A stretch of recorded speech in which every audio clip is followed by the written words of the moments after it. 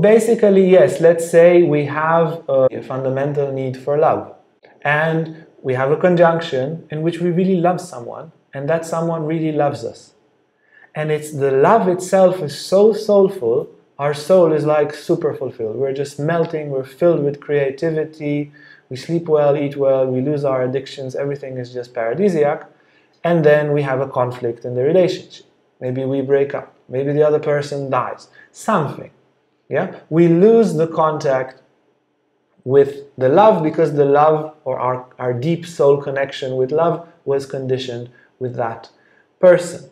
Good, we had an exemplification, we had a certain support from the outer world to fulfill this deep need, and we could do it with the support. And now we need to learn to access that love, first in a smaller scale, in other circumstances. Loving a tree, a pet, a friend, finding another lover. And then gradually, we learn by repetition, and it is a journey of years, we learn to fulfill those deep needs by attuning our frequency to the frequency of love, of balance, of peace, of humbleness, of transcendence, of silence. Whatever our soul really wishes for, eventually it can be fulfilled if we have enough inner skill. As actors have, actors today with all the close-up, they don't even need to move their face, they need to experience something inside. So once you know how to experience peace inside or love inside, through all the tantric techniques and meditation, you need less and less support from the world. But in the beginning, yes, it comes with an external support. The external support, like the support of desires, is always temporal. But in time, if we do our homework and transform, we are able to maintain those states even outside of the support of the external world. Now I want to add once more the reminder of this model of the consciousness in the center and then going out to the periphery.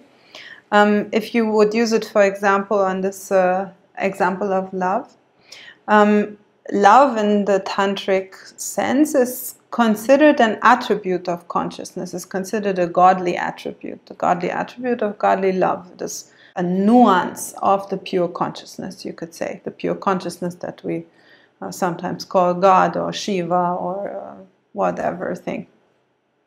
Now, on the very periphery, on the addictive front, you would have all sorts of impulses looking for that love. Porn addiction, sex addiction, cake addiction, all sorts of different things that try to fill that hole, that gap of love in your heart. Then you get a bit more aware. You're like, well, what I actually want is to experience some sort of exchange. Maybe you're not yet 100% sure that it's about love, but you're like, okay, for sure, relationship, something that will help. So you're moving to the ambition level, and you're like, okay, let's go for the relationship. Now I can,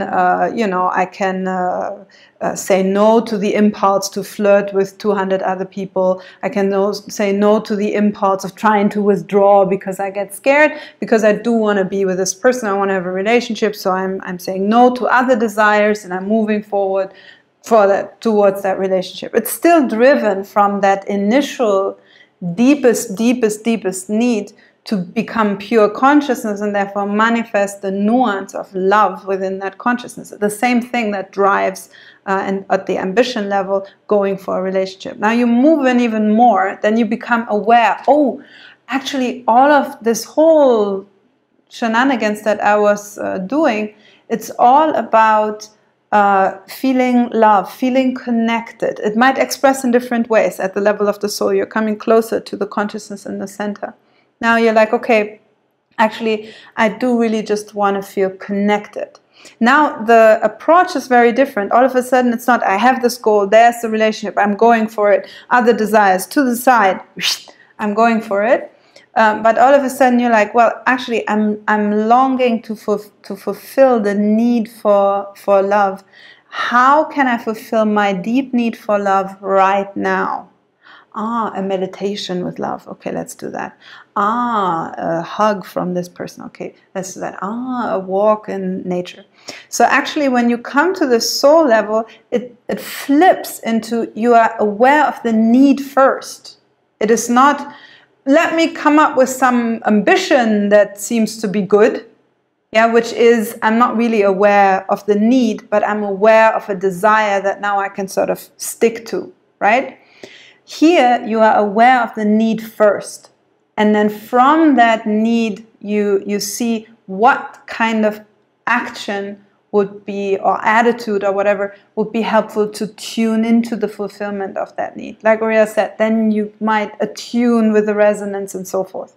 And then when you do that often enough, and you will do that through 5,000 different ways that are sometimes connected with people, sometimes with plants, sometimes with pets, and sometimes with nothing at all, just with inner movement and inner energies, eventually you come to realize, well, wait a second, this is an attribute of mine.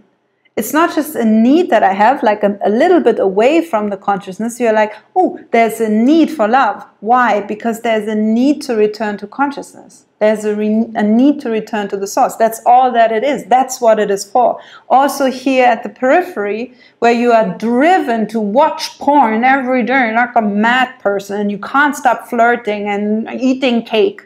Even there, it's all about being driven back to realize that you are the light. That's what it's about. So here now you're already closer to the light, and you're like, oh, I do want to fulfill this need of feeling love, because I do want to return back into the light where I am love, where this is the most natural thing to be. So then by fulfilling that need over and over and over again, actually not trying with some cake, which will never help, but actually fulfilling that need and feeling the energy of love within you, then you realize, well, I am the energy of love. Might as well dive into the light and stay there. What you're describing is this sort of being in between the soul need and the ambition. Yeah, you're going back and forth between those two. You're sitting there fulfilling the need, but then again, you get this idea that there's an external thing that might be fulfilling that need, and then something can sabotage it. The idea that something can sabotage it shows that you're at the ambition level. When you're at the soul level, nothing can sabotage fulfilling the need. It's impossible, because the need fulfills itself. You look inside, there's my need to love. How will it be fulfilled now? With this very obvious thing. The answer is already within the need itself at the soul level. You're a little bit out of that ambition level, then it will be like, okay, sabotage. There's my goal, something came in between me and my goal. At the soul level, I have this need. Therefore, the fulfillment of the need is already implicit. Yeah. So look at this a little bit and play with it a little bit, going back and forth, and like that, you'll figure it out. Yes, you fall and then you rise again, and then you return to that, and you just hold your horses. Yeah? When you are in such a situation and your mind presents you with something, you just firmly choose any aspect of that light. So next time in such a situation, if you can feel the warmth of the light, the love of the light, you just have the image of the light, you just focus there. The temptation from the negative thoughts will come as this kind of bell. It will rise, rise, rise. Look at me, think of me, think of me. You were mistreated, you were why don't you want to be a bit angry now? Now that everything is perfect and light, don't you want to be angry? And you're just, oh yeah, I'm curious about the light. What does the light feel like? He's like, why be angry, be angry? I think the light feels like that. Yeah, it's luminous, isn't it? And then it's, when I touch it, it's all sparkling and all peaceful. The thing is rising there. No, look, this person did that to you. And then it will start to, he did that to you. Don't you want to look at me? And it will disappear. It may be a minute, maybe a month. But it will rise in that way, and then you don't need to fight it. You just need to be curious to the other side. Very interesting. What's the light about? Now that you mention anger, I'm interested in light. Yeah, it's like a salesman comes and wants, don't you want to be miserable and angry and victim-like?